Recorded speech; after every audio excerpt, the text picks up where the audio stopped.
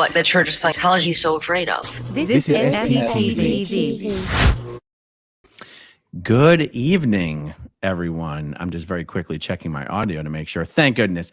Hello, everyone. Thank you for joining us. Once again, thank you, Natalie, for joining me. I think we're going to have an awesome chat tonight. Oh, yeah. Maybe not another marathon chat. Maybe not. We don't know. You just got to see. I know 4 hours last time, but it didn't feel like 4 hours. That's for sure. No, when you told me that, I almost fell out of my chair. I thought maybe we were up to 2 hours. I was completely mortified. Well, I'll tell you, the comments on that video were amazing. So many people were like, I've never in my life sat down and watched something for 4 hours, but I could not stop watching this chat.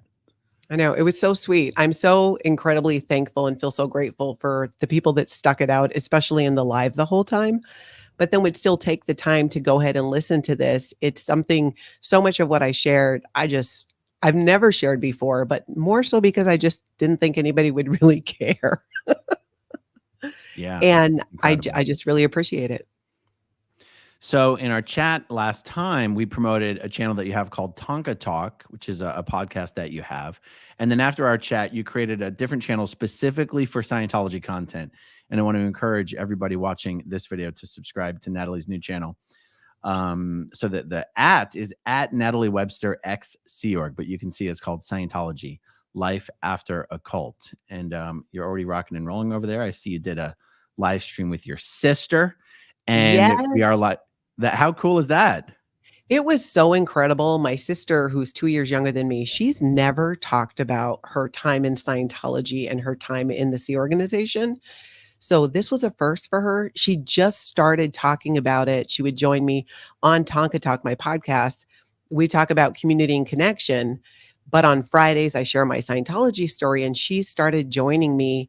And she's been going through this new therapy, which we talk about in the live that I did with her yesterday, ketamine infusion therapy. And it has done wonders for her. I mean, this is huge for her to, after all this time, be willing to talk about it. And because you know how it is, sometimes you talk about it, it can stir a lot up, but she did great. I'm so proud of her, and she's got a lot to share. That is so cool. I haven't listened to that, but I'll give it a go. About 90 minutes long. You know, by the way, when I watch content on YouTube these days, I watch it on 2x speed so I can cover a lot more ground. Have you tried that? No. So it'd be like, yeah, pretty much. But you'd be surprised how easy it is to still understand everything that's being said. Does it? So it speeds up the whole video so people move in 2x is 2 times as fast too? Oh, that'd be kind of fun, actually. No, I'm going to have to try that. So what we're going to chat about tonight is Scientology's drug-free world scam. And you have some really interesting perspective on this. You know, to a certain extent, all of Scientology's front groups are scams in one way, shape, or form. What was your experience with the drug-free world front group? So the Foundation for a Drug-Free World, for people who don't know, it is a front group for Scientology, and they put out multiple booklets about different types of drugs and how you should just say no. And it's really interesting how before, when I was a Scientologist, and they're funded by, they get people to donate these booklets. Think Way to Happiness, but for drugs. That's kind of how I think about it. Is you raise money for these booklets and then you get them handed out.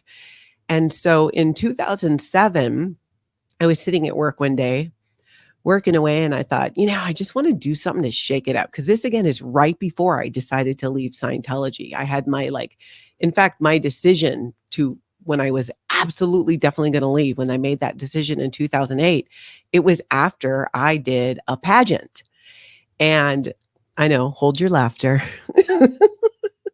It was the Mrs. Minnesota International Pageant, and I was Mrs. Excelsior. I was married then, so it was a Mrs. Pageant. And what appealed to me about it was each contestant needed to have a platform, so something that you were volunteering in your community and doing and raising awareness about. And I thought, I want to do something with the Foundation for a Drug-Free World, because that was something that was near and dear to my heart. My mother dealt with addiction earlier in her life. My dad did and still does, my biological dad. So I thought, why not do this and do this pageant? Because I wanted to do something, again, to kind of just shake things up. And it really changed. I mean, truly, it changed my life, but not in the ways that you might think. It really helped open my eyes more about Scientology and how, how we're always told, Scientology is the only answer, the only people with the solutions. I think that was even Tom Cruise was banging on that one. And it's one of the things that really I did, like, a lot of just stripping that away. And a lot of that happened for me during this pageant because you become a title holder. So I was Mrs. Excelsior, which is the city that I lived in the time. And I was going to work with the Foundation for a Drug-Free World. My platform was Say No to Drugs. It was Say No to Drugs, Say Yes to Life. That's what my platform officially was. So then I had went and gotten a pageant coach because I had no clue. I had never done a pageant in my life. It was such on a whim that I kind of threw my tiara into the ring to do this. But I knew that I needed a ton of help. And so I got a pageant coach and started working with her and this is really what got me going, getting involved in more nonprofits and other organizations that were helping. And I started seeing wow, my whole life I've been told that Scientology is the only thing that can help people. They're the only group with the solutions. Yet I kept seeing group after group after group just doing things and helping a ton. So I work with this pageant coach. I spend a year promoting my platform, which is Say No to Drugs, Say Yes to Life. And little by little, I start realizing that when I would contact the Foundation for a Drug-Free World, they were more interested in trying to sell booklets, get donations for booklets than anything else. It completely wasn't what I thought it would be. I thought it would be more support in terms of spreading a specific message or giving people resources to help them and more education. And do you remember those booklets, Aaron? Oh, yeah. Yeah. All the Say No to Drugs. I didn't even realize Scientology sold those. I thought they just gave those out. Well, they do give them out, but they have, just like with the Way to Happiness, somebody has to pay for it because, they're not just going to print them and give them away for free. Mm. So the drug booklets were the same way, but I had the booklets donated to me, so somebody was paying for them. But when I would contact the foundation, I was being hit up. So, oh my gosh. In fact, I just remembered this. The guy's name was Tom something. So maybe somebody remembers. Foundation for a Drug-Free World was considered secular. So it was one of those where you had a Sea Org member running it, but it was like Able or Bridge Publications, where it kind of really had this front that they were a secular organization. Tom was a Sea Org member. I even knew him in the Sea Org, and I cannot remember his last name to save my life right now. But he would have been working with the Foundation for a Drug-Free World. I kind of remember he had kind of I thought he had curly hair. I'm going to keep an eye on the chat and see if anybody knows him. Would this guy have been in the CLO West US? I don't remember what the Foundation for a Drug-Free World was being operated out of. So I can't say for sure, but I'm pretty sure his name was Tom. And I contact him. I'm like, hey, this is what I'm doing. I'm doing this pageant. I want to work with the foundation to spread this message. And I think it'll be great for everyone. You know what? The first thing that he did was he tried to sell me copies of the basic books.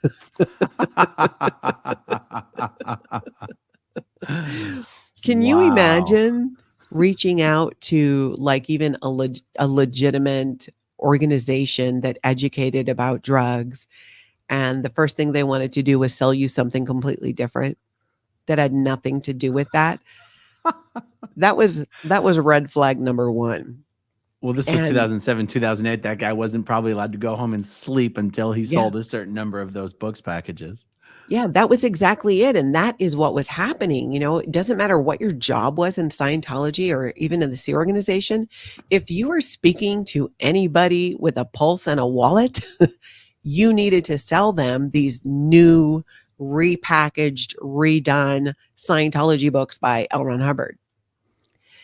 So I declined. and again, kind of reiterated my point of this is what I'm looking for, blah, blah, blah. He kept hitting me up for these book packages over and over again, and then trying to get me to get money to, for the drug booklets and things. I'm like, hey, that's not what I'm doing here. I actually just quit talking to him then. I just was like, wow. By then I was so deep into that this was going to be my platform, and I'd already done some media and gotten all these things lined up. So I couldn't exactly just totally bail on it. And I go through the pageant. First I go through the training because you had to walk in these really high heels. I had no idea. I picked this specific pageant. And again, it was the Mrs. Minnesota International, because you didn't have to wear a bathing suit, because I knew that was a deal breaker. I'm trying to figure out how to share the photo that you shared with me. So if everyone, I'm going to look distracted while you're talking, because I'm going to try to figure this out real quick, but keep on going. I will keep going. So I got this really awesome pageant coach, and her name's Holly Ernst. And she knows nothing about Scientology, has nothing to do with Scientology, just knows that, she knew she had her work cut out for her when I walked in. Because remember, I was raised feral as a child, and it just I did not, by pageant standards, I just looked completely and utterly out of place. But I felt really passionate about being able to get involved in the community and share this platform. So I kind of kept going with it. And she really helped me. She actually helped me in a lot of ways, kind of put my message together. But when I started sharing with her some of my past growing up with my dad and with his addiction, it was the first time I realized that I was really sharing with somebody what this was like. When I didn't see my dad for about 9 or 10 years after my parents split. And in my teens, not long after my mom married my grandpa, when grandpa died, that whole thing happened. I wanted to reach out and reconnect with my dad. There you go. So I'm that one right there. Oh, that was such a beautiful gown. It was this mermaid gown. I loved it so much. So this is 2008. This is at the actual pageant. That year, the woman who's number 35 there in kind of the green, she ended up winning. These are the clients. So my pageant coach was a woman that's in the yellow there. And again, her name was Holly. And so we were all her clients that were in this pageant. So Holly's got she's got her work cut out for me, with me. And I tell her about the Foundation for a Drug-Free World. I don't really want to get into the Scientology thing. I kept it really separate because it was 2007 and I was feeling more, I knew that I wanted to leave, but I just wasn't 100% on it yet. Through this experience of spending a year doing this pageant, I got really solid on it. And then later on, just completely decided to leave. So I'm learning how to walk. I'm learning all these things, how to do, the interview process that you do in the pageant, because you're judged on 3 different categories. Interview is one of them, your interview with the judges. Then you're judged on fitness. Oh my gosh. I'm glad I don't have a picture of this one, because we did not have to wear bathing suits. This was 2008 when the pageant happened. We had to wear these outfits that look like something, picture the 80s aerobic wear, where, it's like this one piece thing and with the shorts. Oh, it was horrible. It was horrific. Hardly anybody looked good in it. It was almost worse than a bathing suit. It was gross. Have you ever seen the video of the aerobics world championships from the early 80s? Have you ever seen this? Does it ring a bell? No, It looks like satire, but it's completely not. I'm going to send you a link later. No, do. I would love that. Now at least I got my Friday night figured out. I know what I'm doing. So there was a third thing we were judged on, which right now I'm kind of totally spacing on, but it was fitness. It was interview. Gosh, what was the third thing? It'll come to me. And if I remember, I'll tell you. So we get to where it's pageant weekend. And I had spent the whole year promoting this platform of say no to drugs, say yes to life. We'd gotten out a ton of booklets. I'd done multiple speaking engagements. I got to be in a parade at the Minnesota State Fair, a couple other parades, just kind of fun stuff like that. I was having a good time with it. And again, a big reason for me doing it for me is I just wanted to do something so different from what I had been doing. And it was extremely different. And I loved the women that I met. In fact, it was in that pageant, one of the contestants, her name was Molly Nicholson, and she might not even know. She might not even know this. You know what? I'm going to give her a call. At that time, her platform was she was working with an organization called I think it was RAIN, which helps victims who've been essayed. And we were doing an event or something together and talking about what she does and her volunteering, and she would like pick up the phone and be working, talking to people who had been assaulted this way. And she was sharing a lot with me. And she was the first person that I opened up to that I had that happen to me. And Aaron, we talked about that at length and when we did our first live together, and how it was covered up by the Sea Org and by Scientology. And she was the first person that I ever admitted it to. And the way that she handled it, because remember, this is like she was a crisis counselor for people who had been essayed. And her compassion and understanding, and she was the first one. Well, she's the first person that I really, really opened up about it to, but she's also was the first person who told me that it wasn't my fault. And that was huge. Ooh, I don't want to cry so early. It was huge. Absolutely. It was, oh my gosh. But I'm prepared this time. I brought my tissue. I had held that secret in for such a long time and lived with the belief that it was somehow my fault because, like we had talked about this before, Aaron, in Scientology, and especially in the Sea organization, you're not allowed to be a victim. That is the worst possible thing I think that you can do. It's up there. And I was really having a hard time processing that. So it was easier to just never think about it. And I opened up to her and, excuse me. I was so blown away by her response. And it just made me love her even more. And these women that I got to know through this process of doing this pageant and the good work that they were doing. And these were all women that were married. So it wasn't, there was younger girls. There was a pageant for them too, the Miss Minnesota. But I was mostly, with the married women, we had more in common, and they were really doing amazing things with their platforms. So I do a lot of this work for this year, just meet a ton of people. It was a really great experience. Pageant weekend comes. My sister Lana, who, if you watched my live on my channel, you got to see her. If not, go check it out and see her. She's just a ton of fun. She was amazing. She became like my handler. So she would help me just get things together and all that for pageant weekend. My sister's always been absolutely supportive of anything that I've done. So pageant weekend comes. It's in St. Cloud, Minnesota. My family's there. We do the whole competition and the interview and all that. And it was a really good experience. I think I was in the top 6 or 8. I did not win, but I did win the People's Choice Award and the Director's Award, which was based on how much good you did out in the community with your platform. And then I won the Interview Award. So the interview where you interview with the judges. By the time, you got any questions so far? Well, the only thing I'm wondering, and I'll ask you later, is whether anyone in Scientology tried to tell you not to do this if they didn't like it for some reason. Not with this. I did a lot of things that people at the org did not like. Mainly one time, I thought it'd be fun to take this strip fitness class. It was a fitness class. You didn't even strip. You didn't take your clothes off. Men were not allowed. It was just women exercising on a pole. It was called strip fitness, but again, nobody stripped. And I got written up for that.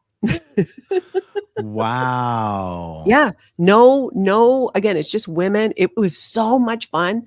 And I got to tell you, I didn't realize how physical it is to get up on a pole and do that. As we were learning some of the moves, the muscles that you needed to have, I was blown away by that. It was really hard. But I totally got in trouble for that as a Scientologist because, I had done some of the upper levels. So I was not setting a good example as a Scientologist or as an OT, as an operating Thetan, which is some of the things I hated hearing that. You know how you got phrases in Scientology that you hear that just grate on you? Yeah. Not setting a good example as a Scientologist is one of mine. Absolutely hated it.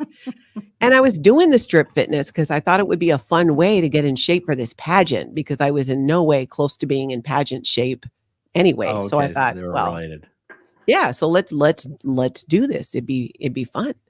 And it was fun. And then, like I said, later on, because I was also writing for a local publication at the time, and I wrote a column about doing strip fitness. So not only did I do it, I told a whole bunch of people, which that's the thing. One of the biggest buttons in Scientology is that anything that you do that they feel somehow puts them in a bad light, and doing something, with the word strip in it and strip fitness, they just totally had a problem with, which honestly just made me want to do it more. That was my season of rebelling. I don't know if you experienced that, Aaron, when I really kind of knew, like, I wanted to leave. I just didn't have it figured out yet. So I just kind of just started doing stuff that was like, I felt was where I felt like I had some control. Like, I want to do this. I'm not asking anybody's permission about it. I want to do it. I'm going to do it. It's exercise. I had so much fun. So I do the pageant. And like I said, I was very proud of how I did, especially winning the People's Choice Award. I thought that was great. At the end, I knew I would never do another pageant again, likely. So you get to go up and get your awards at the end, after the winner has her moment and all that. And at an event afterwards, everybody's there and you get these other awards. So I'm getting my awards and I'm going up and getting my People's Choice Award. And I knew, like, this would be like my last chance to be up on stage here as a pageant person. So I got up there and I just said, I'd like to thank the people. I gave like a little just 10-second thank you. Everybody else just went up and got their award. But of course I had to drag my moment on because I knew I was not going to do this again. And there was never at any point this support from this foundation that I was promoting, in Scientology.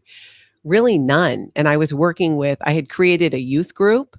In fact, I created multiple youth groups who would, we'd study the booklets and we would do events around town and the kids would hand them out and all that.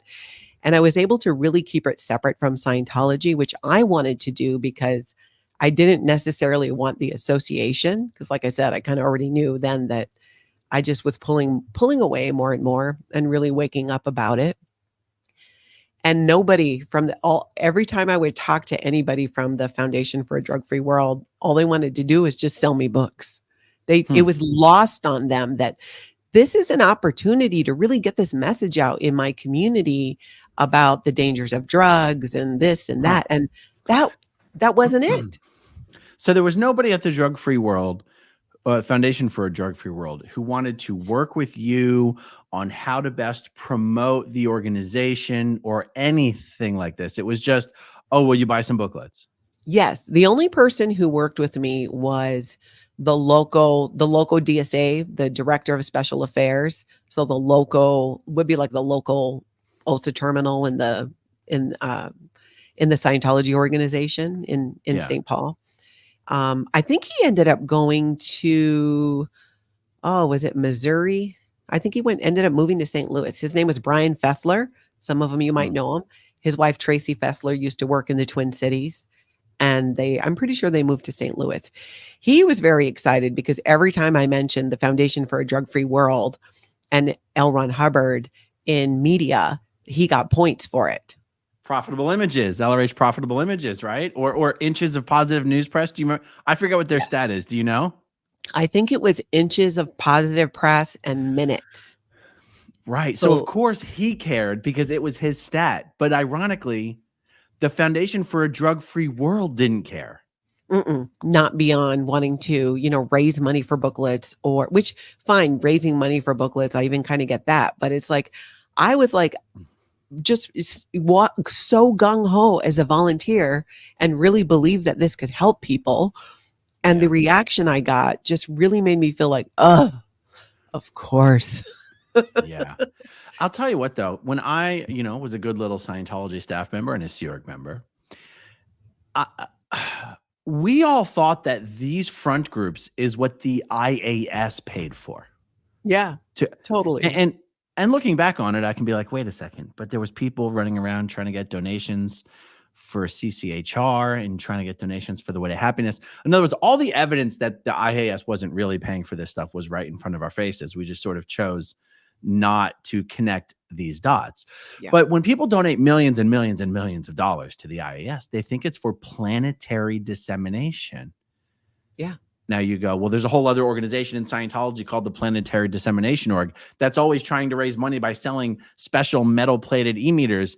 And so even planetary dissemination isn't what the IAS's money goes towards. But I don't know. I think it's important for Scientologists to understand that even when someone was trying to use a platform to create press and to get the word out and create awareness for the Foundation for a Drug-Free World, the drug-free world just wanted to know, will you give us some money for booklets? Yeah. And for the basic books, for other Scientology books. And what blew my mind about that, I'm like, you're supposed to be this secular organization separate from the Church of Scientology. Yet you're pushing L. Ron Hubbard Scientology books and pushing to sell those, which really speaks to the intense pressure that they were under. And I'm sure the stories are ridiculous. Even my daughter, Shelby, when Shelby was in Florida training to be a staff member in St. Paul, they were all selling the basic book. She hated it. It wasn't about what they were supposed to be doing when they were there. Yeah. Thank God I left the Sea Org just before that happened, because I would have ended up declared, right? I mean, when I hear what those guys had to put up with during that whole period where they had to stay up all night in all time zones selling books all over the world, and then eventually selling books to each other because they couldn't find anyone to sell books to. They sell books to each other just so they could go to bed. Yeah. Debiting money off of the account of Scientologists. My mom had that happen. She had tens of thousands of dollars on account at the Flag Land Base, and a bunch of it was just debited. Books would just show up on her front door. These boxes of these new books that David Miscavige was pushing would just show up, and they were being debited from her account without her permission at all. And that happened to so many Scientologists. Yeah. It was crazy. So it was super disappointing that, I really was there for the purpose of wanting to spread this message, especially with, like, I had even shared like my past with my dad and the struggles that my dad had with drugs and addiction and still did. And so why this was important to me, the difference when, like, I talked about this with my pageant coach and really opened up to her about it, she got it, like, and she felt it, and she really worked with me to help me be as effective as I could as a title holder, as they called it. Sounds funny, but that's what they call it. to have this platform and try and make a difference and create this change. Whereas people in Scientology, it wasn't the same. It was about selling the booklets, or in the case of Brian, who was within the Office of Special Affairs locally, was just about the positive press that I could get, or the minutes of press that I could get. In fact, when I was doing this, I might have been when I had already, I think it was during the pageant, he asked me to do some other press for Scientology. He set me up. I was actually surprised about this. I did a radio interview on a local station about Scientology. And if you do any type of PR or press for Scientology, they really brief you for, like, drill you on it and brief you to be able to do it. And so I worked with Brian on this, and I don't even remember exactly what we were like why we were even doing it. And I knew how to answer the questions because I was drilled on how to handle it and drilled on how to handle any opposition, or black PR, as they called it, about Scientology. And I heard things in this interview, questions that I would get just about, L. Ron Hubbard having, like, one of the things was he said, what was it, that the best way to make money is to start a religion, something like that. Right. Mm-hmm. And I've seen that in other places. So there was a list of all the black PR, as it's called in Scientology. Then when I would finish these interviews, I would be sat down and they would go through step by step why these things weren't true. Oh, they would actually handle you on all the black PR that was brought up. Yeah, except I didn't forget about it. Because again, a good Scientologist, if something comes on and it's about Scientology and it's not from the church, you're supposed to shut it off if it's negative, not listen to it, not read anything like that. And here I am, like hearing straight these questions. And then I would, volley it back and handle it. And I must have done a pretty good job because they had me do it a few times. But I would be hearing these things and thinking, where are these ideas coming from? But it also added to that crack in the armor for me of opening my eyes to the fact that I was in a cult. And it's all part of that same experience of doing this pageant and going into these different communities with different people and hearing things and seeing what they're doing and seeing how this is not aligning with what I've been told. Right. I could see with my own eyes. Do you remember, like, what was the craziest piece of info you were exposed to while doing PR for Scientology that you'd never heard before? That I'd never heard. I actually had never heard about that, the best way to make a bunch of money is to start a religion. So that one definitely, I was like, what? I hadn't gotten on the internet yet. So I got to see so much more later. That one, and the way that I don't remember the exact words that the person used, but the gist was something along the lines of L. Ron Hubbard kind of having this fake Navy, right, in the Sea Org, or this fake Navy career, and his past not being completely what he said it was. Lying about his actual naval record. Yeah. Lying about his naval record. I thought you were talking about the fake Space Navy for a second, but which tied into the fake Space Navy, because was it because he was in the Navy that he started the new fake Space Navy kind of thing? I'm like, so. I mean, totally makes sense today. I'm like, yeah, obviously, right? He didn't cut it in there, so he went and started his own Space Navy. I love that word for it too. The fake Space Navy. It is Space Navy. I served in the fake Space Navy. I had totally forgot that there was sort of a whole track space opera origin story for the Sea Org, and that the Sea Org symbol with those I call them petals. I don't know what you call them. I think those stand for the number of planets in the Galactic Federation, and I was like, oh shit, I actually forgot all about that. Because it's not something they really talk about in the Sea Org. They talk about we come back, and that means you're supposed to reincarnate as a Sea Org member. But someone pointed out to me that their understanding was that the original Sea Org members were like people who had come back. They were like reincarnated from the loyal officers of the Galactic Federation. And I was like, shit, that might have gone right over my head. Actually, it really is a fake Space Navy. Yeah, it is. And you're right. I think they were called the loyal officers or something like that. I don't remember exactly either. And I do remember, like, that was the idea, is that you lived before, and that, like you were saying, that was a belief that was pushed, I think, and I think it was a way that the cult tried to make people feel special, that they're special, like they're saying, many are called, few are chosen. Unless somebody has already come up with a different way of saying that, we got to come up with some other. Many are called, few get out. Many are called, no one joins. Everyone is accepted, few will come. Yeah. That's a good one. I heard a couple the other day. I'm kind of late to the party on some of just the funny things people have come up with about Scientology and these sayings. And I had never heard this one. And someone put it in the comments, and it was, "Not today, Thetan." Yeah, exactly. I'm just still dying about it. I said it to my Tony. I'm like, I was telling him about it. Somebody did this comment, and it was, "Oh, not today, Thetan." He's like, "Oh, don't say that." First he thought that, he's like, "Did you just develop a speech impediment?" Because, Thetan, Satan. And he didn't realize that, it was actually a joke. And I'm like, no, it's a joke that somebody put in there. And I've been with him for 10 years, and we don't talk a lot of Scientology terminology, and haven't. And I forget that he hasn't heard a lot of the words. I have never seen him have this reaction before to a word. It's his version of moist.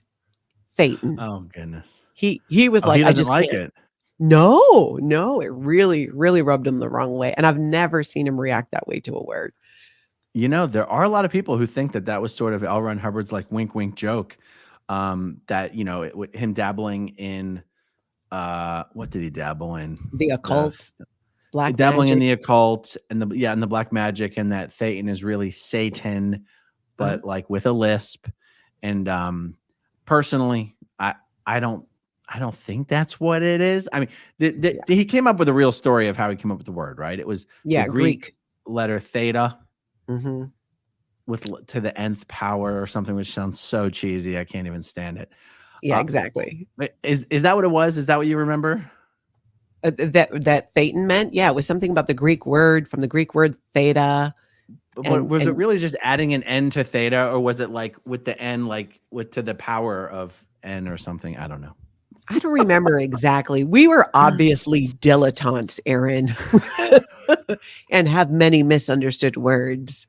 Otherwise, we would. Somewhere here, I actually that. have a copy of the Scientology Tech Dictionary, and I wonder if it says it in there. Maybe actually it would because it usually gave the origin, and it gave the origin of a word. Yeah. Kind of sidebar here. How do you feel about the, like looking up words and things like that? Some of the, things that in Scientology that you're forced to do. I think it's common sense that if you're trying to understand something that is being said, spoken or written, that if someone says a word you don't understand, it would behoove you to find out what that word means so that you can be smarter and know things and understand what's being communicated. But I don't buy into the whole thing of like, oh my God, stop everything. If we don't look at this word up right now, I'm going to go blank and I'm going to disassociate it. I'm going to start committing overts, and then I'm going to restrain myself from committing overts, and I'm going to pull in motivators, and I'm going to get sick and have accidents. Like, it's not a big emotional deal for me, but I like looking up the definitions of words. What I won't do is look up every other definition of that word, use it in sentences, and then look up the derivation. I, in my entire life, have never benefited from looking up. Thank God I know this word came from Old English and used to mean root. It's like so stupid to me.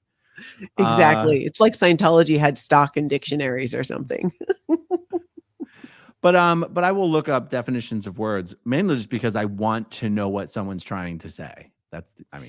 Yeah, I'll look it up. I mean, do you look in an actual dictionary? No, I just do the Apple lookup thing or whatever browser window I'm using. Yeah, same.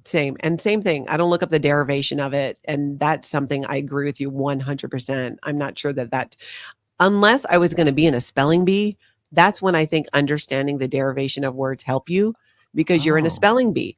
So if you can understand, that's why they'll often ask, what's the definition? And sometimes you can figure it out based on where words are derived from, if you know the root definitions.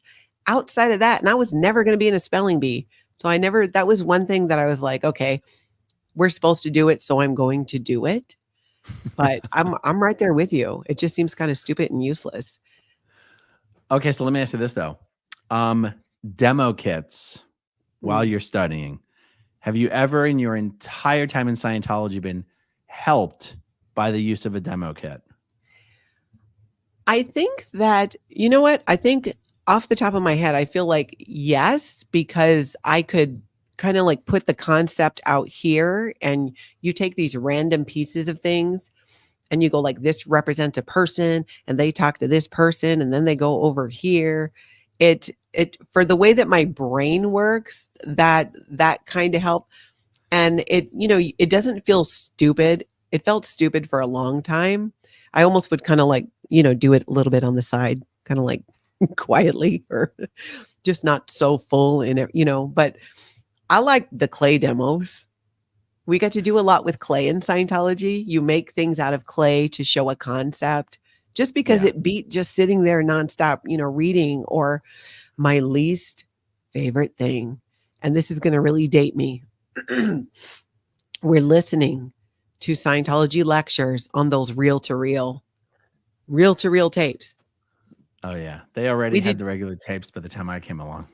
Oh God, it sucked. When I went originally for the training program to do the magistrate training, the big tapes and the reel to reel, that's what they were using. So I'm like, oh, great. Not only do I got to be here all these hours, I got to learn some kind of audio visual thing here.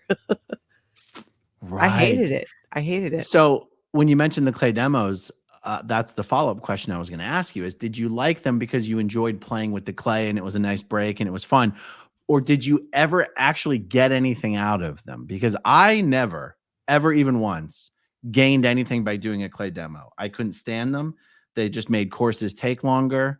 It felt like a chore, and I couldn't stand them. What's your take on them? I really did enjoy playing with the clay, I think, because, I was a kid. I was 15 when I was doing that training program, but you do these in pretty much every major course in Scientology. You read something and then you have to maybe do a clay demo, a demonstration in clay of the concept. So if you're trying to understand the concept of what is affinity, you would show it in clay, because L. Ron Hubbard said, if you can show it in clay, then you have an understanding of it. For me, it was like I think part of how I coped with a lot of Scientology indoctrination and the repetitiveness of all of these freaking rules we had to follow and things is I tried to make it into a game. How well could I do this? How cool could I make it look? Yeah. It just, I needed to do that to survive. I needed to somehow make it, fun. So I had a little bit more fun with it. I don't think it was anything earth shattering. I think that if it was, I would still be doing it as I've learned other things. And I don't. I'll make sure if I'm having a hard time understanding something, then if I don't understand a couple words in a sentence, then the sentence isn't going to make sense. But I'm definitely not going to go clay demo it. And I've not used a demo kit or done any of that either. I don't think it's necessary. I'll maybe draw something out to understand it, but it's also kind of triggering. Like I don't think I could do that or want to do that, because a lot of these things, especially when you grow up in Scientology, it feels like a form of punishment. Yeah. Remember how you'd get sent back if you would be, so in Scientology, there's a check sheet of things that you need to do to get through a certain course, and you sign off on each one.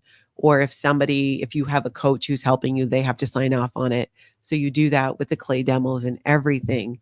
And that just got so repetitive that even now it's like I have a hard time working with checklists. I love a good list. I do. I'm a Virgo. I love making lists of lists. But if it's instructional, especially if somebody's giving it to me, then I'm like, Yeah. Well, you injected a lot more positivity into it than I did. I was like, he says, if you understand it, you'll be able to represent it in clay. I go, yeah, which means I already understand it. So why am I wasting my time putting this into clay? It's not actually helping me. It's just proving I already understand it. It's a complete waste of time. And for the demo kits, I'll tell you, the only thing I found the demo kits useful for is getting the course supervisor to leave you the hell alone. Like if you're sitting over there demoing things, the supervisor will not bother you. He's like, oh, he's doing that guy's doing what he should be doing. And so even if you're just bored as hell with what you're studying, and all you got to do is bust out that demo kit and pretend to be demoing, and not only do you look like you're doing great, you're doing your job, you're being a good student, the soup will leave you the hell alone. And you get 3 student points for every demo that you do. So I'm like, I got to rack up these demos and but I didn't feel like they ever actually helped me with anything as far as comprehending or being able to apply and understand and all that kind of stuff. It probably really slowed down the whole process, when you think about it. And the reason for doing it, it kind of goes back to me for that Scientology and L. Ron Hubbard's point of view is very much one size fits all. That this work, he creates this method of doing something and how to do it. Therefore, it works for every person. And people just don't function like that, just are not like that. And I'm still shedding that part of it. And I mean, honestly, like real recently in the last couple of years, especially the last year, in understanding that we learn differently. People learn differently. Some people in real estate, we have to do continuing education. I want to do it online. I do not want to do it in person. Other people need to do it. They want to do it in person. They learn better that way. There's no one size fits all for that. And that, I think, is where a lot of the damage comes from in Scientology, that just kind of layers one on top of the other, is this belief that, well, because I did this thing in Scientology and it didn't work for me, then I'm somehow damaged, that I'm somehow flawed. There's something wrong with me. I have out ethics. I'm committing crimes against Scientology. It's kind of like trying to, like, if, me today, I'll wear a size 8 pants. If I try to squeeze into a size 2, it's not going to fit me. There's nothing wrong with me. But if that was the standard, was you needed to, like fit this size 2, that's crazy making. And when it's crazy making and it doesn't work from you, then you start getting these unusual solutions and, maybe develop an eating disorder, whatever it is. But the truth is, the lie is that you ever needed to fit into the damn pants in the first place. Just get bigger pants. And that's a big flaw in Scientology, where I think it's sometimes, for me, it was a big one to get rid of, that I'm not flawed because this didn't work for me. Yeah, doesn't it seem like to a certain degree, Scientologists are all trying to be like each other? I say each other, but someone might go, well, they're all trying to be like LRH. And you go, well, how can everyone be trying to be like a 60-year-old man? That doesn't ring true. Then someone might say, well, they're all trying to be like David Miscavige. And you're like, no, like if you're on staff and if you're in the Sea Org, people adopt a lot of the same mannerisms and methods of talking and speaking and writing. But there's some like ideal that everyone's trying to attain. I think it's more of a personality thing. There's like this standard Scientology personality, or they might call it a beingness. Yeah. That where everyone's kind of like each other. Mm-hmm. That's completely But they're true. not really taught to just like each other. No, there's no acceptance. You hit the nail on the head. It's not get to know somebody and they get to be who they are and you get to be who you are. It's something that L. Ron Hubbard talks about a little bit, but it gets so twisted because he talks about this. There's this concept in Scientology of granting beingness, which would be letting somebody be who they are, and then you can be who you are. That goes completely out the window the second that who you are being doesn't further the Scientology agenda. So then you start realizing that, wow, this personality, who I am, I mean, I'm surprised I didn't get into more trouble in the Sea organization. And that's part of why I worked hard to keep myself at the most low-level posts I could come up with. Because I knew my personality just wasn't, if I was just being who I was, I probably would have been kicked out way just earlier. But that's where I think it's damaging.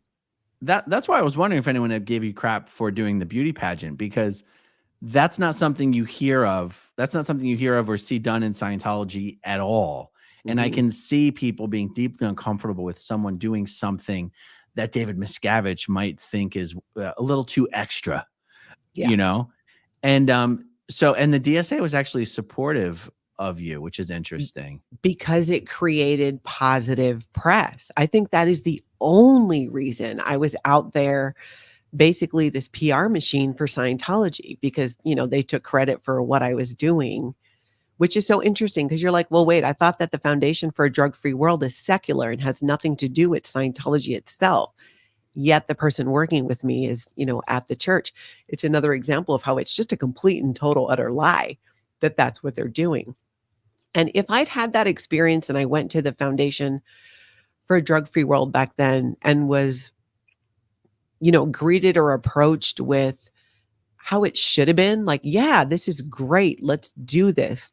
How can we help support you? Do you, how are you doing with kind of like in dealing with all these things with drugs and my past history and my dad, just like none of that. They didn't care at all about any of that, which was really like, I don't know about you, but when I was leaving Scientology, I made 2 lists. I made one list of everything I thought they would come at with me about and try and embarrass me on. And I started talking about it and writing about it in my column and sharing about it. And the other list was the things I wanted to do, things I wanted to try that I wasn't being allowed to do in Scientology. And I have done a lot of them since. But that it's just some of the, I feel like when whether you're thinking about leaving or you're getting ready to leave, there's this exterior influence, which is the cult and the cult mentality that kicks in, and you hear that voice of, well, you're probably going to be hit by a bus for doing something so horrible like this. You're only going to be able to work at McDonald's, and there is nothing wrong with working at McDonald's. Sometimes I think, like, when my kids were younger, I'm like, go get a job at McDonald's because then we can have all the French fries. Well, any Scientology staff member would make more money working at McDonald's anyway, so I don't see what the problem is. They would. And why was it too? And so, I don't know, maybe it was just where I was in the Sea Org and these handlings. It was always like McDonald's was the worst job that you could have.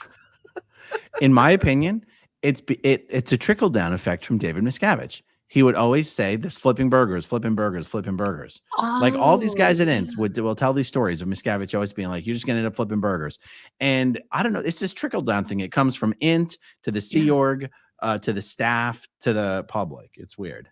Yeah, you're totally right. That makes a lot of sense, how those things just kind of go down like that. Or Natalie, how about this? How about all Scientologists ending their letters with much love, ML or much love? Oh my gosh. That's just trickle down from the top. People all over the world in Scientology did not just independently start signing everything much love. Even the most vicious, nastiest reports, much love. Yeah. You're an idiot. You're a loser. You're blah, blah, blah. You should be declared a suppressive person, you piece of crap. Much love, Bob.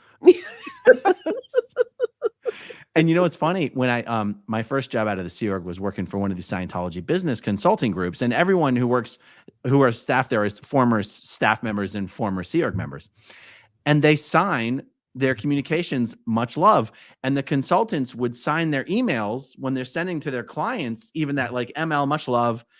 And this one consultant there, his client was a woman, and the woman's husband saw the email and hit the roof that this consultant was telling his wife much love. Wow. I think I learned later that that's kind of one of the traits of a cult, is this mimicking of the leader or the leaders and taking on that persona, which is why, things trickle down with people just being such buttholes and being so nasty with all the yelling and the screaming. And at the time when I was in the Sea Org and on staff, I didn't know any of this about I did not know that David Miscavige was kicking the ass of anybody around him. It's like talk about misunderstood. It's like he thought the Int base was Fight Club, and nobody talked about it until they did. And that really did trickle. I'm fortunate in that I didn't witness, but again, I was at the Dunder Mifflin level and below. I wasn't witnessing a lot of those things. It was more the sleep deprivation, depriving people of food, forcing them, because their statistics were down, that they would need to eat rice and beans, which, having been a person who worked in the dining room, I hated that, because, like the flag bureau crew would come through, and if they were, on rice and beans, as it would be called, you got to, you'd have to put it out, and they kind of would have to self, regulate. Like, you have to go into the rice and beans line and get your rice and beans. Right. And they weren't, it just breaks my heart even now. Like, you weren't allowed to have butter or add salt and pepper. Some of them did it anyways, and I never stopped them. I'm like, I'm a steward here in the galley. My job is not to like police the salt. Right. That's right. People would get in trouble for trying to spice up their rice and beans to make them somewhat enjoyable. And they'd be like, this is supposed to be a punishment. And you're like, well, it's still a punishment if it's the only thing I'm allowed to eat. I know. And I don't even like, I actually like rice and beans. I didn't have to eat them a lot. Fortunately, I don't recall. I think one time we were on rice and beans, and I remember thinking like, this is not that bad. No, but I know funny. people who it's won't not eat a punishment. It's not a punishment to me.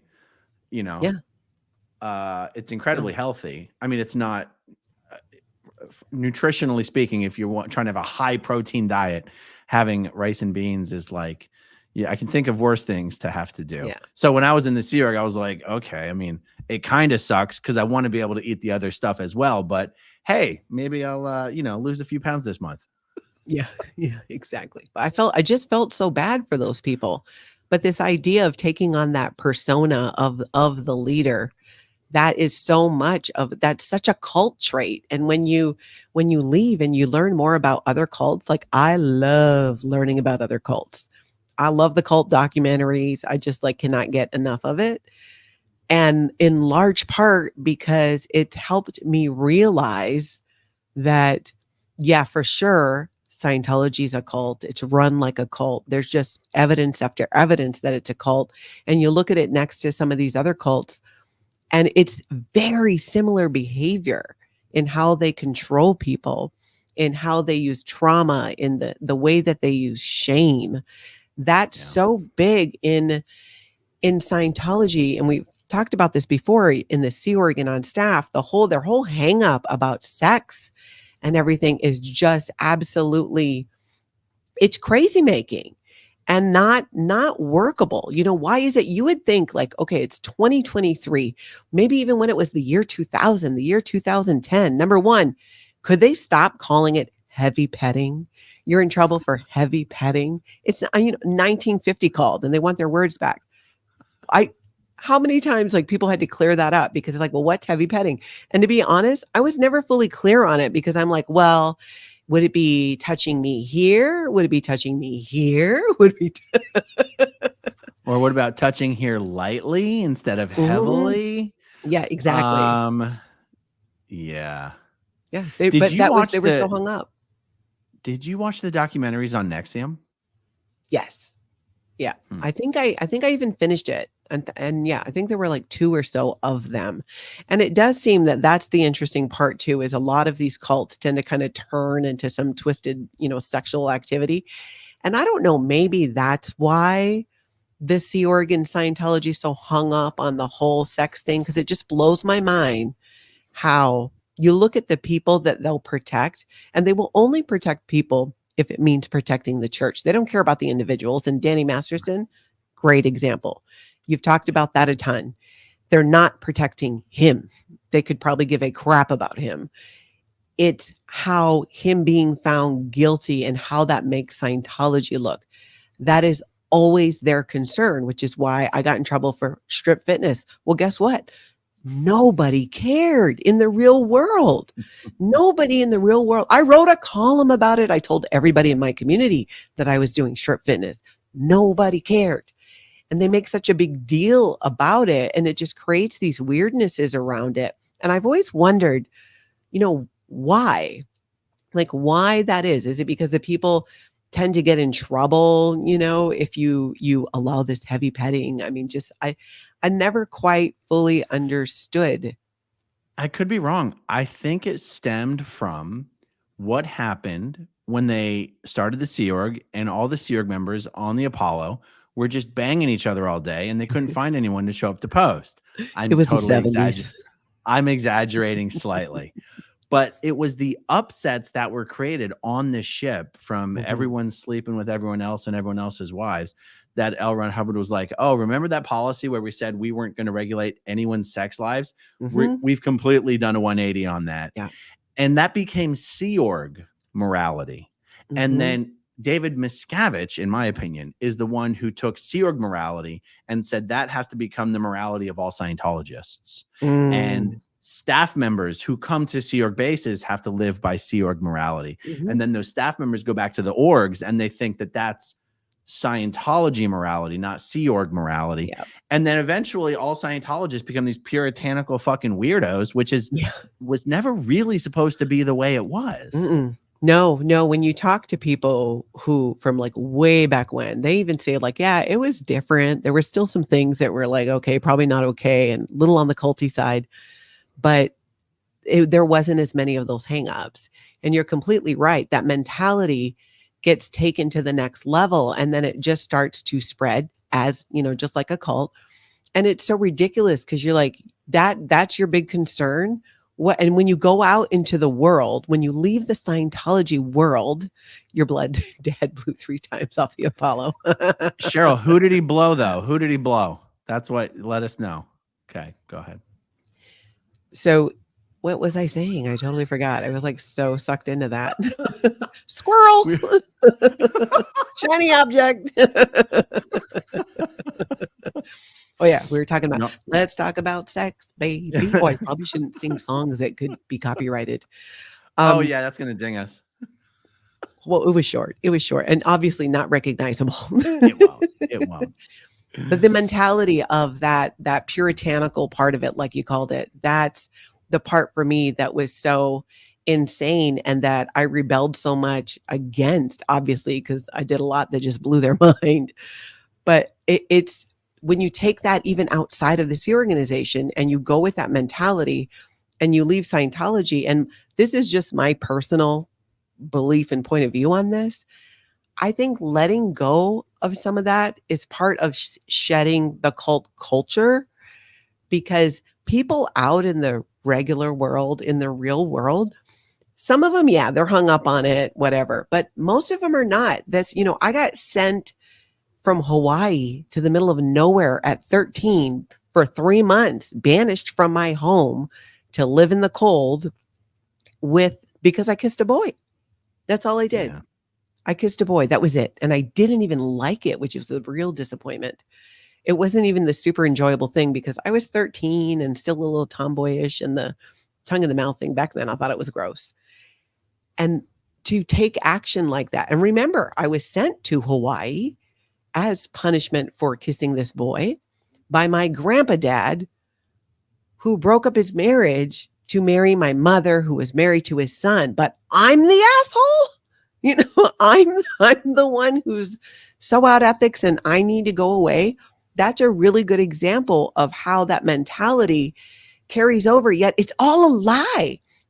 It's all a lie, Aaron. And that's what I found in being on the outside in the real world, and the people that I would meet. Most people I know are doing something halfway, kind of like, or they're lying about it. It's just, there's too much judgment on, and I'm not saying like we should all go crazy and it should just be one giant whatever, but that all of the judgment on it, let's like let it go. Let's just kind of like realize that we all at one point or another do something absolutely stupid. And I think growing up in Scientology and being in the Sea at a young age like you, we didn't have that time period to have those experiences and grow up from it. Because even experiences that might not be, like something that you would consider that you should be doing or experimenting. Let's just talk about even experimenting with drugs or with marijuana.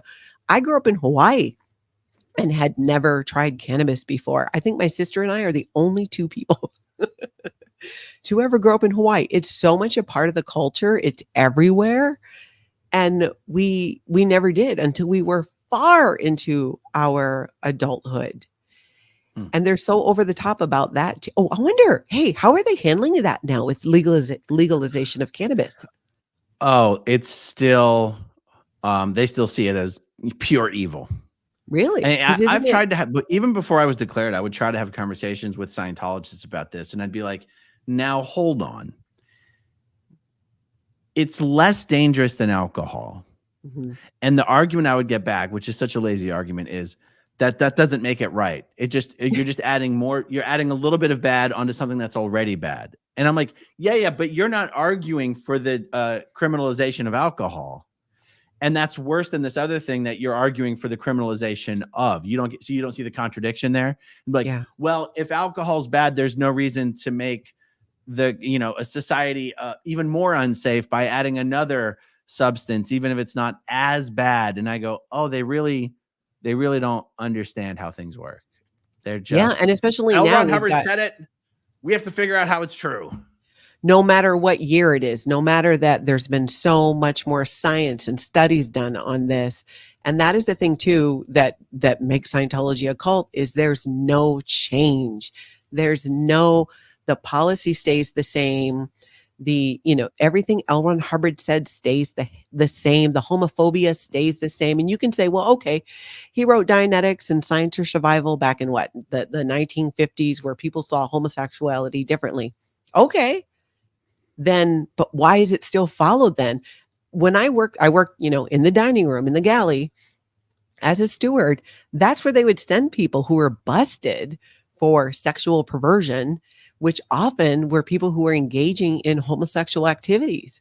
they were busted to go work with me. So I got to hear the stories, and gosh, I wish I could remember this one guy's name. He was just a kid. Well, I was a kid, but I felt like he was a kid. I think he was maybe 16 or so. He had blonde curly hair, and he got in trouble for homosexual activity, and he was busted down there. And sadly, he had, tried to seriously self-harm himself.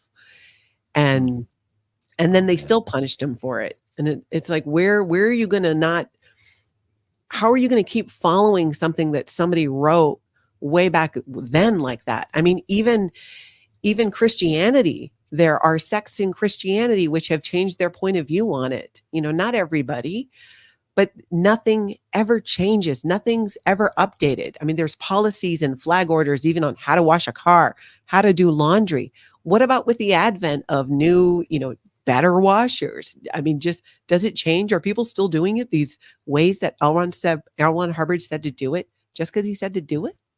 Yeah, totally. But it's not a cult, and they don't worship him. It's what's true for you is what's true for you. Yeah, that's another one. As long as what's true for you is what's true for me. Mm-hmm. Did you? Oh, sorry. Go ahead. No, go ahead. I was going to say, did you? I actually never got the story on how, when you left, did you leave the Sea Organization, or were you public then? So I left the Sea Org in 2006, and I did not get declared until 2014. Oh, wow. Why did it take so long? Well, we weren't, I mean, because I didn't do anything to get declared until like 2012. Oh. You were a late bloomer. When we left the Sea Org, we were not trying to leave Scientology. We were just having a baby. And but you weren't sent to a Class 5 org?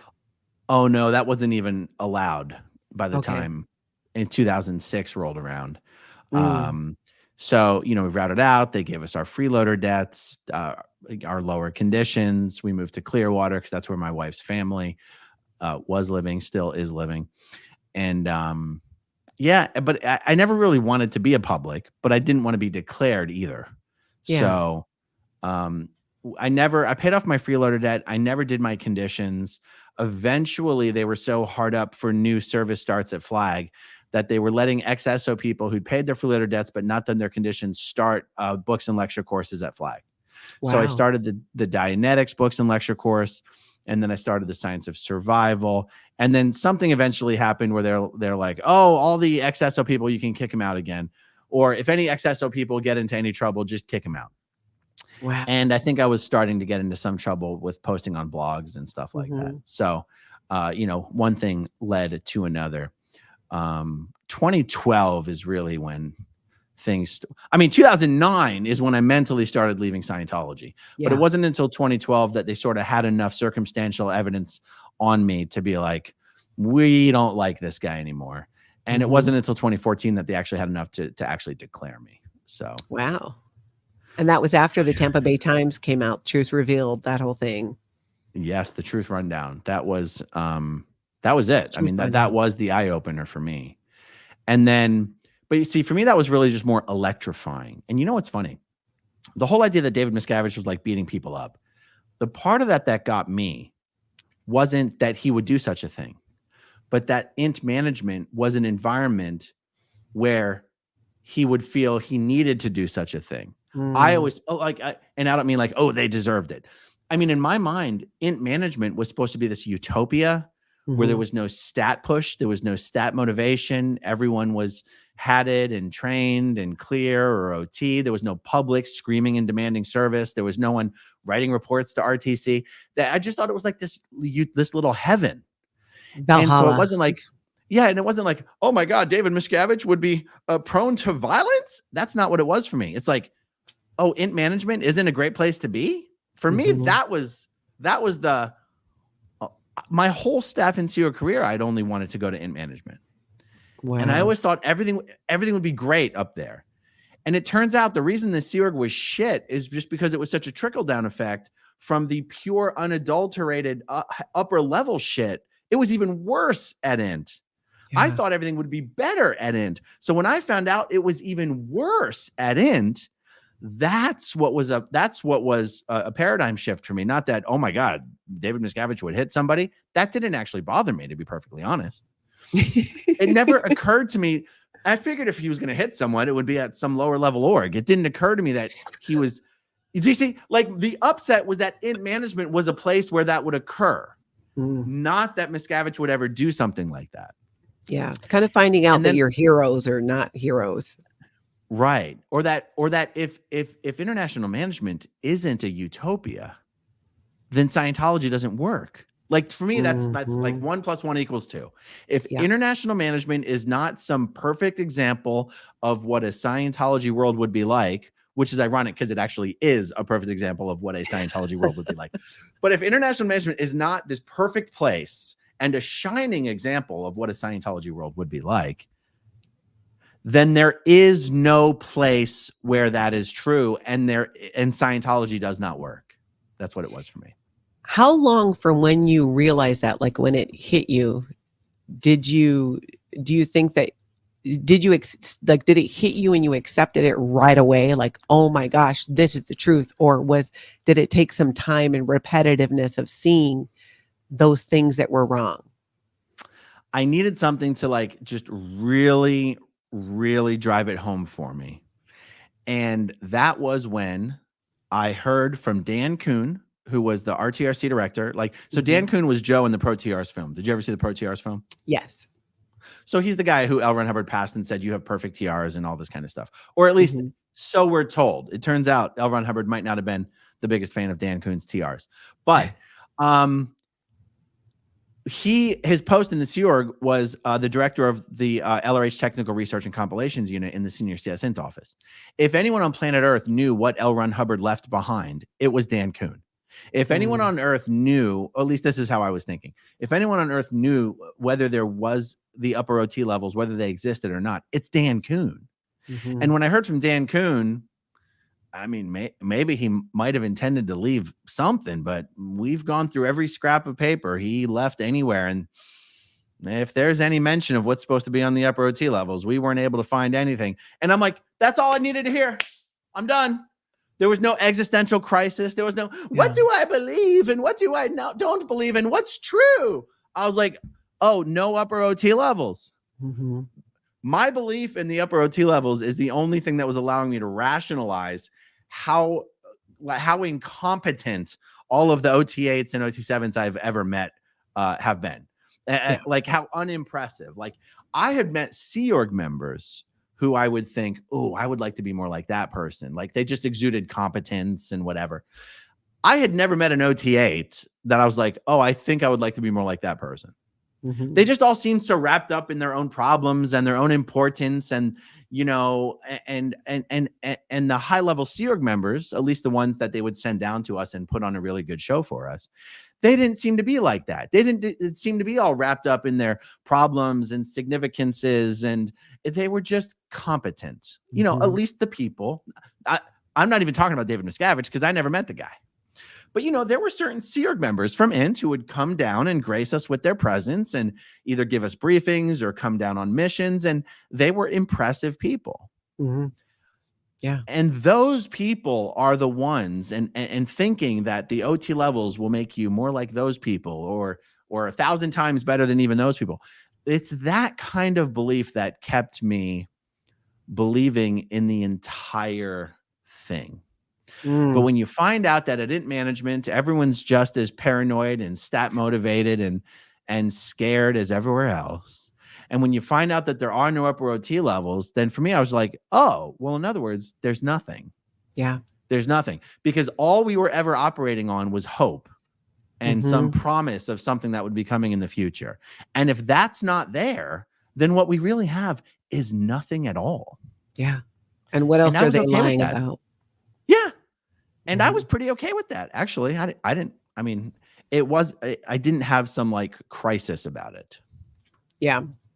That makes a ton of sense, especially the way that you experience that, because you're so right. You have this idea of who these people are. I would see the international executives on the base, and it would just be like, you just thought that they were just so capable. And some of them were, but I think that people are who they are. And I think that that sometimes people who, even if they had not gotten in Scientology, that they would kind of be a certain way. And then in Scientology, they're still going to be that way. And then when they leave Scientology, you are who you are. You might have more baggage and more things that you're dealing with, but that's being human. My baggage just came from growing up in a cult, but each of us has these different types of baggage. And I think those people in the Sea Org, even that I idolized, they would have been that way even outside of the Sea Org, and probably better, because think about how competent and capable some of those people were without, if you didn't have all of those threats and stress and the world's going to end if you don't do this and you don't sell that and all that, what they could have accomplished. And I think you see that sometimes with people who leave Scientology and leave the Sea Org and go off to do and create the lives that they want to live and do what they want to do and find interesting ways of doing it. They would have been doing that before. They were just more held up and impeded by Scientology. So they weren't these shining examples because of Scientology. Right. I think it's just who they were to begin with. And in going through the upper levels that I did, it was really more about getting through it. It was painful. I'll tell you what, on our next video, I want to pick your brain about the OT levels that you did. Absolutely. Absolutely. Yeah. Do you have a crystal clear memory of them? Because some people actually struggle to remember some of the details. Well, I don't know, crystal clear. It's not something that I've talked about, because it's even when my family left, and when my mom had been on OT7, it was not the first thing that we were going to. I kind of had all these questions about grandpa dad and, things that I remembered that I never had a way to verify. And I had 2 years with her before she passed away, and we just never got to some of the other stuff. But I would love to, because again, it's part of continuing to shed that. And the more I talk about it, the more then I start to remember these things.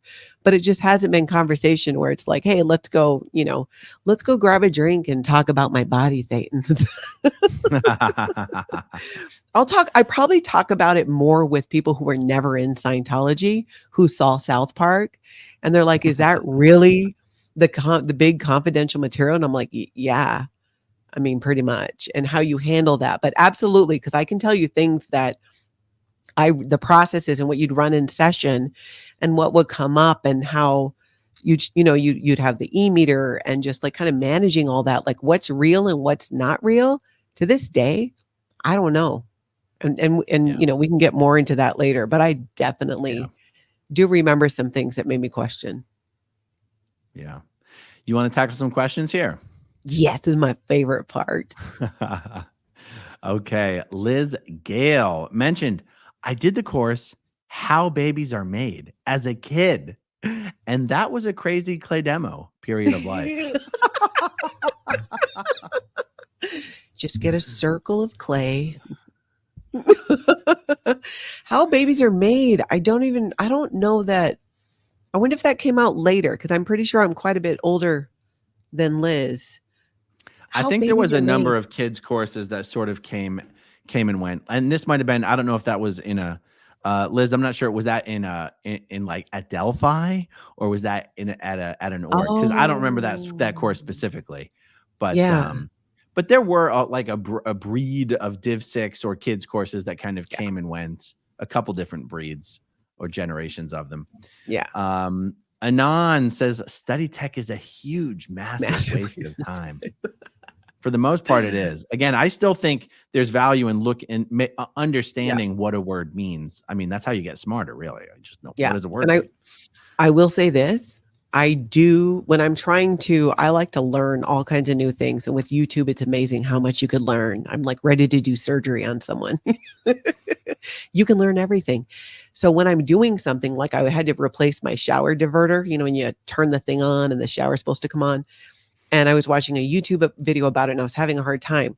The concept of going back to where you were last doing well, that has actually worked for me. And I think that's probably one of those more universal laws. It's kind of common sense.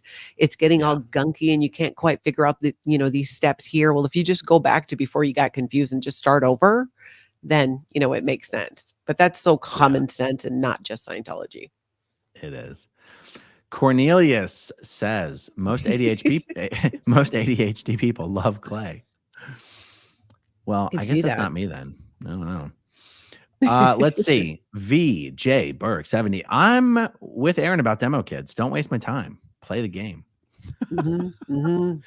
Yeah. Gary Moorhead Jackson is in the chat. He goes, "You're correct on that point, Aaron. I think Jackson commented in response to the flipping burgers discussion." Oh yeah, totally, completely. I haven't seen Jackson since we used to do these Sea Org reunion get-togethers back in like 2010 or I think 10, 11. We did a few. I hosted one in Minnesota, and I got to see him a few times there. Oh, very cool. Yeah. I met Jackson when he came here to Clearwater. I never went to any of those meetups. That was actually before I got declared. Yeah, it was before because it was, I don't remember if the one we did in Minnesota was 2011 or 2012, but I remember like we went to Texas, going to Clearwater after having been declared and going back. And I think we all went to the Starbucks. I don't know if it's still there. There was the Starbucks. Yeah. And hung out there for a while. But it's always empty because the new flag building opened up and they've got like 3 different cafes in there, and the Sea Org members have no reason to go to Starbucks anymore. So wow, they screwed Starbucks. I want to go to LA. I've not gone back to L. Ron Hubbard Way since I left Scientology and the Sea Org. And I just want to go back and just like be able to just be there and see how long it takes security to come. Creepy as hell, I got to tell you. Yeah, it's a public street, L. Ron Hubbard Way, but boy, they just get you off of there quickly. But just as part of my whole process, I just want to go back with people because I've had so many nightmares over the years of being taken back, that they're going to force me back, or the worst nightmares are when I actually agree to go back. I want to like physically put myself there, knowing that there's no power there. I'm not going back. There's no draw. It's almost like I stopped drinking alcohol like 6-7 years ago. And for me, it was just a bad habit. That habit's not there. The draw is not there. I want to experience that in a large, Scientology area. And in Clearwater, I think we just went to the Starbucks. I didn't even go over by the base. So if anybody wants to go and do this sometimes. Well, if you're making a trip, let me know. I'll find a reason to go out there. Yeah. Oh my gosh, how fun would that be? Natalie and Aaron do L. Ron Hubbard Way. Passenger Shaming says NXIVM is so similar, in my opinion. It is shocking how similar NXIVM was to Scientology. It's like they studied it, the tactics. Yes. Well, Keith Raniere definitely did. I just even Sarah Edmondson is one of the women who was the main one of the main figures and recruiters, and she has said that he did study Scientology. I just don't know exactly where and when. Like it might have been at a mission, but there's no question. I mean, it literally took the same terminology. Who else uses the term intensive like in a context that is similar? Yeah, as a noun. That's totally true. Was it what came before Eckankar? There's Eckankar, Est and Landmark. Est came first and then Landmark. What's Eckankar? Eckankar, their headquarters are here in Minnesota, actually not that far from where I live. And my understanding is Eckankar it came after Est, and I could be wrong on that. Don't have all my cult history down. But yeah, it was like Est, and Est was started by ex-Scientologists. Because that's why Est was Earnhardt an ex-Scientologist? So. Something like that. There was some ex-Scientologists involved in it, and that's where they were on the list of suppressive groups that you couldn't associate with. And Eckankar is on that list too. And I remember having the understanding that it's because Eckankar came from Est. Est came from Squirrel Scientologists. And Landmark also came from Est. Yeah, Landmark came afterwards. It's all rebranding. See, even these other cults, they rebrand, but Scientology sticks with the same stuff. Let's see. D. Mill. What does Scientology tell its members that SPs and enemies of the church are trying to accomplish when they have platforms saying it's a cult? What's your take on this? My take on this is what they believe, and I know this because they've told people who know me this, that suppressive people like myself ultimately want to smash and destroy other beings, want to hurt and stop other beings, that we're dramatizing something like the effects of psychiatry on the whole track. And the whole track in Scientology is like the entirety of the past.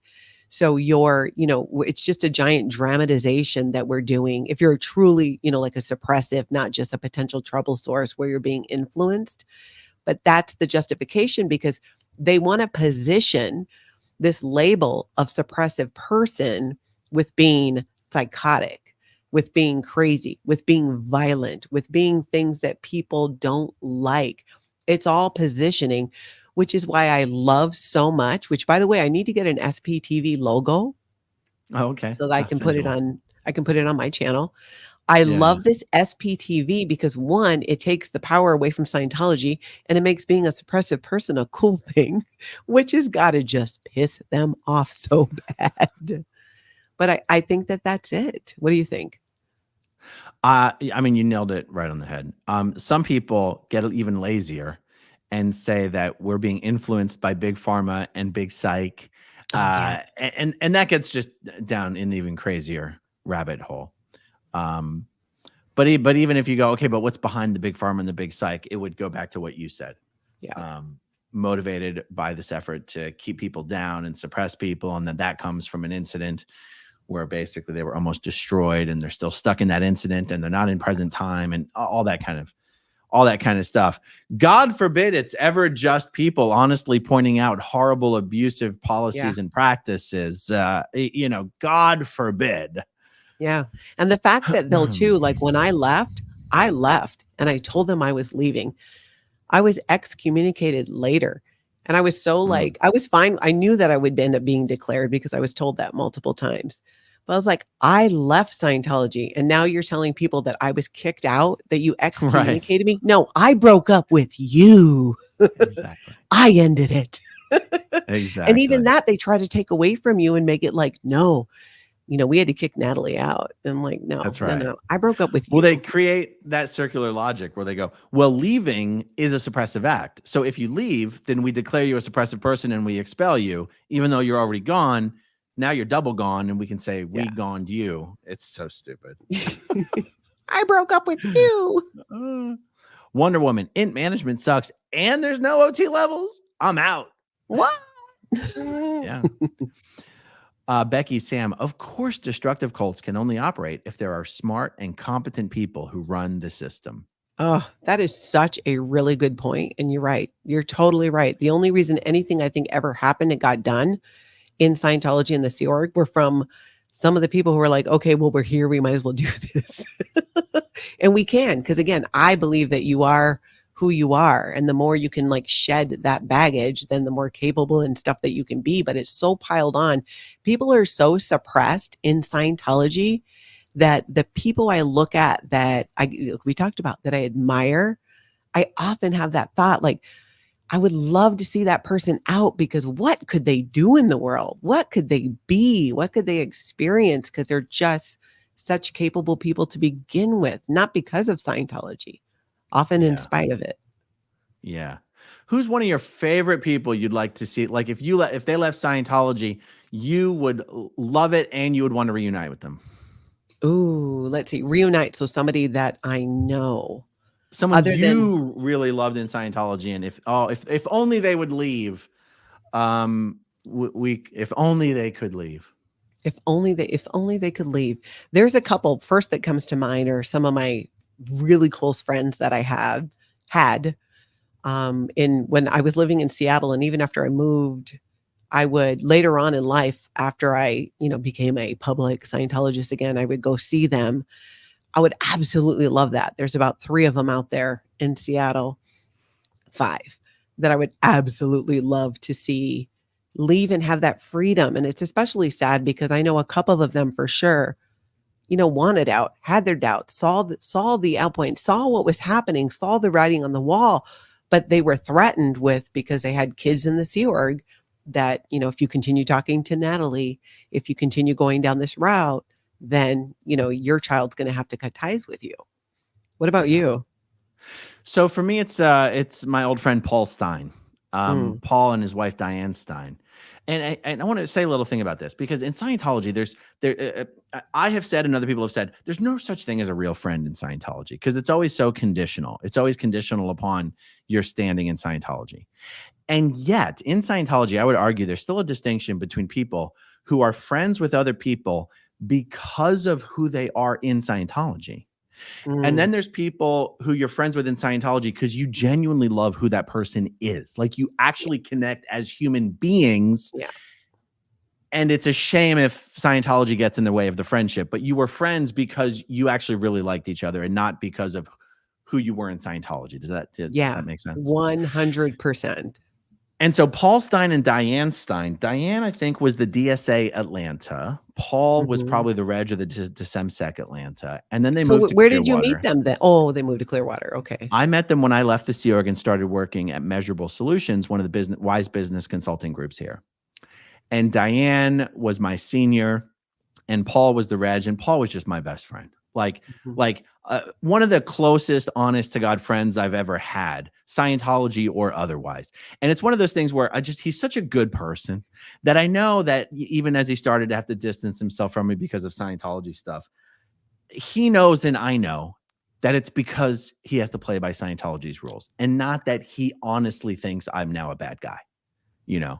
And so but his daughter's in the Sea Org, and his daughter's married. And, I even know the guy that she's married to. And Paul and Diane love their daughter more than life itself. And they would suffer on in Scientology for the rest of their lives if they had to, even if they didn't believe, but they do still believe. But even if they didn't, they would never in a million years give up their relationship with their daughter. What if the daughter left? Do you think they'd leave if the daughter left? Oh my God, if their daughter left, Paul and Diane would be out of there like the Roadrunner. And I really truly hope that happens one day.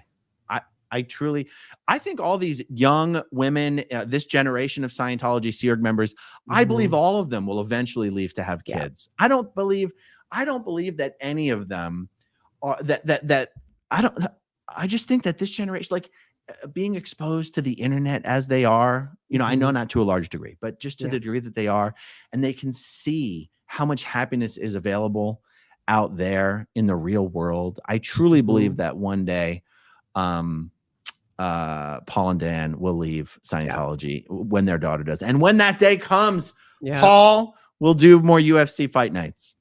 I've left this comment up here on the screen because I wanted to say something here. I think this comment reflects why Scientology is actually shrinking. And it's because L. Ron Hubbard and David Miscavige, over time, have gotten rid of the smart and competent people who were actually causing Scientology to expand in the first place. Obviously, I mean, we're not there. And this started when L. Ron Hubbard was still alive, because David Miscavige used his particularly important position that he had to control communication to and from L. Ron Hubbard to get L. Ron Hubbard to order people to be removed that Miscavige saw as threats to himself. And Miscavige is just not as smart and competent as, if he were smart and competent, Scientology would be expanding. Yeah, completely. If he were smart and competent, he would change the things that prevent science. Look, damaging cults can expand. Like, the capacity for human beings to accept and support bullshit is pretty great. Scientology has become a particularly uniquely brand of awful that has prevented it from expanding. And thank God. But I'm just saying, I truly believe that this is why Scientology is failing, because they have gotten rid of the smart and competent people that were actually pushing it up. Yeah, and they're being run by a dictator who has the temperament of a 3-year-old who missed his nap. Yes, indeed. All right, let's see. I have one here. Emma Robson, first super chat for me. Aaron, I'm a never end and have watched for years. Fully support you and love the new direction. Love to you all from the UK. Thank you very much, Emma. I want to make sure I do not forget to show one more time. And we're not done with the video yet, but I want to show. Pull up the right one. This is Natalie's channel, guys. If you're not subscribed yet, highly recommend you jump over there and subscribe to Scientology Life After a Cult. Natalie and I are going to be doing a lot of stuff together. Now, I would also be very remiss if I didn't at least share with everyone watching something I shared on my community tab earlier today. And that is just about Doug Kramer. This is very sad, everyone. Doug Kramer, I want to say SPTV creator. I don't know if Doug considered himself part of SPTV or not. I considered him part of SPTV. And he passed away of natural causes last week. And I know there's been some speculation as to the nature of his passing, but a report was released that did make it crystal clear that he died of completely natural causes. It says arteriosclerotic cardiovascular disease, and then other significant conditions, cigarette use. Now, I know, Doug had a live stream scheduled on his channel 2 Mondays ago that he never showed up for. And I know a lot of his viewers have been trying to get basically a welfare check done on Doug since then. Yeah. And it was only yesterday that his mother, who, if I understand correctly, Doug had only reconnected with kind of a few months ago after having been disconnected from her for many years. And it was only... Was she in Scientology? The mom? Had been. Yeah, Doug was second generation. And guys, I haven't done a video on this yet because honestly, I've done videos about people passing before, but it's usually when Scientologists pass. And the reason I've done that in that case is because I felt the circumstances under which those certain Scientologists passed provided an opportunity to make a greater point about certain things that Scientologists believe.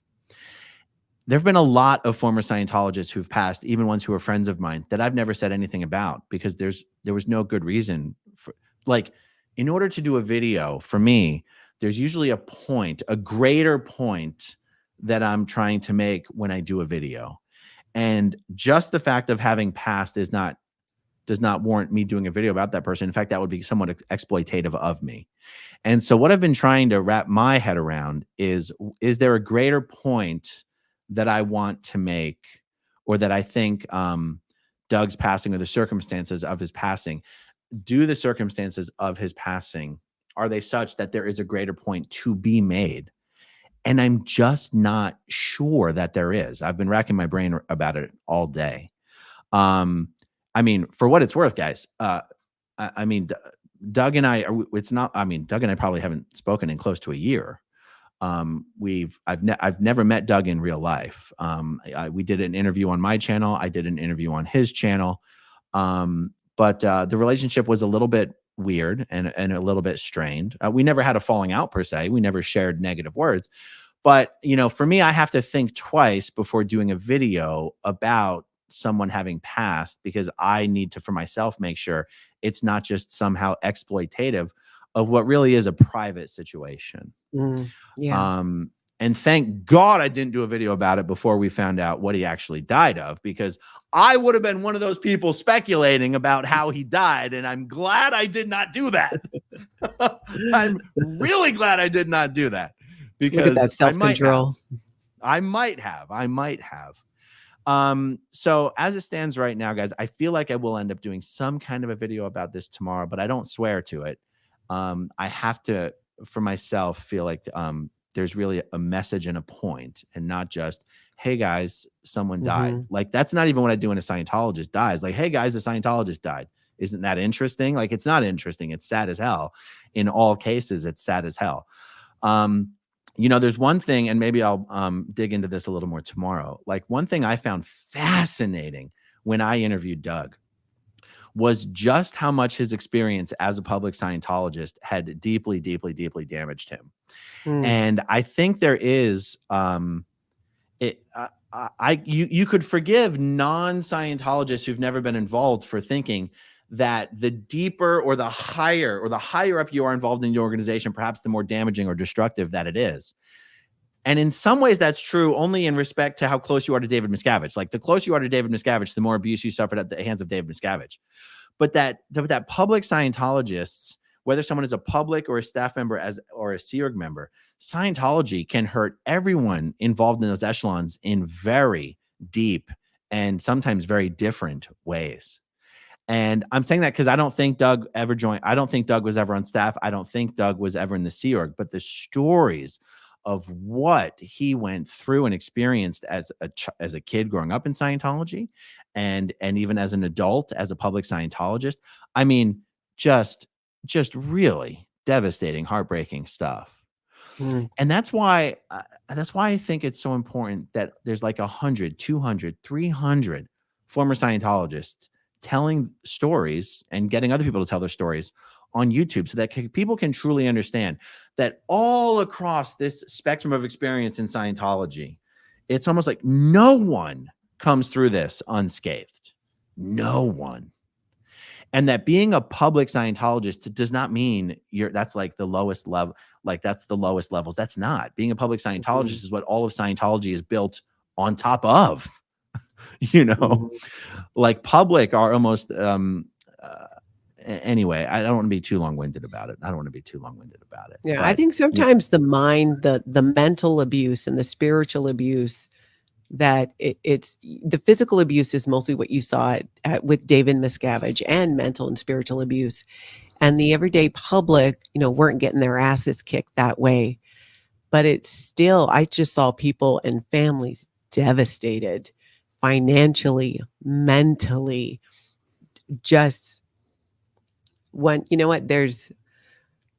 I just have to make a note because I'm going to check and see if there's something I can talk about, and I need to tell you about it, but we won't talk about it now. But you're totally right. Okay. As somebody who watches your channel, I would like to see maybe somebody who knows him, maybe talk to somebody who knows him too. I didn't and don't, but I would love to hear their thoughts and their memories about him, and definitely what his struggle was. But I would also love to hear what was life for him afterwards. I guess I can go and watch some of his videos too. And find out that way. But I think that'd be great.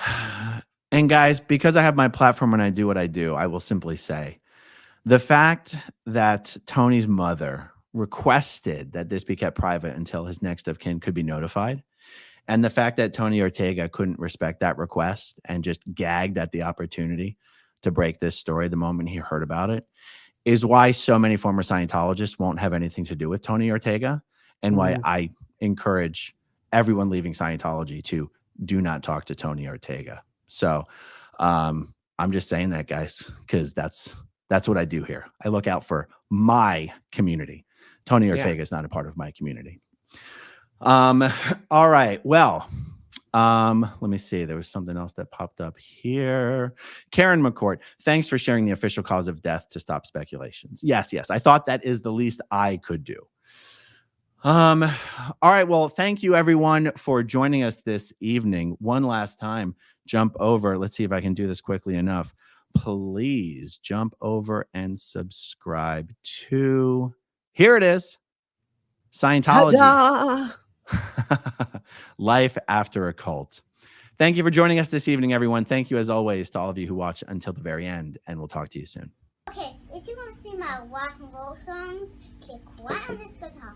And if you want to see a different one of my videos,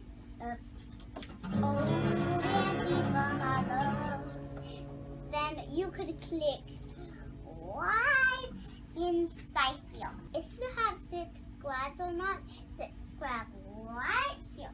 Bye.